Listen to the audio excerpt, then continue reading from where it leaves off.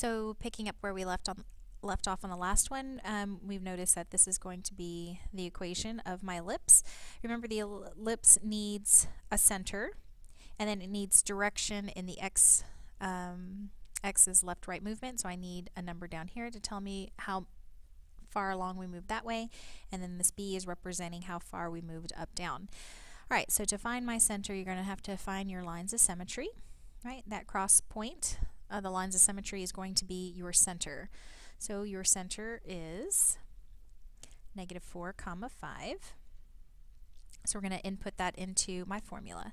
So we have x plus 4, quantity squared, plus y minus 5, quantity squared so far, equal to 1. And now what I need are the bottom numbers. These numbers represent how far we moved from the center in the x direction for my a and how far we moved in the y direction for the b.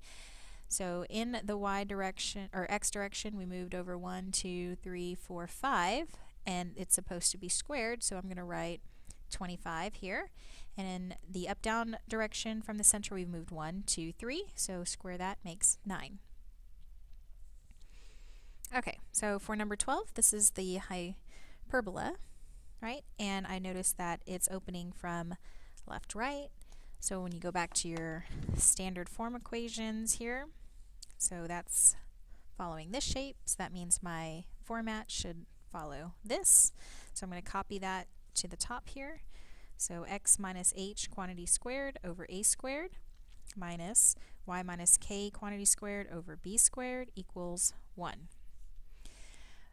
So when we graphed it, we started off with the center. So you're going to have to find the center of your rectangle, and those are going to be your h and k values. And then to get your a and b values, it's the directions that we moved from the center on the rectangle. So in the x direction we moved 3, in the y direction we moved 4. So those values are going to be underneath the appropriate places and squared. Right? So the center for this one is,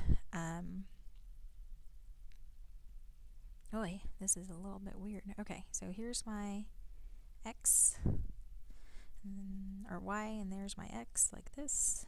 There we go. Alright, so over 2, down 3. So my center is 2, -3.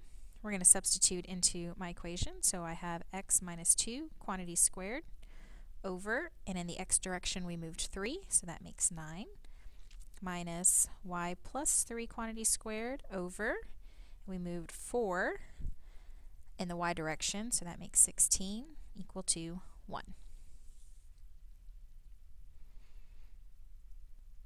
Alright, I want you guys to try number 13, so hit pause and check your work with me in a sec. Okay, so checking your work, make sure that you came up with the same, very similar to example 12.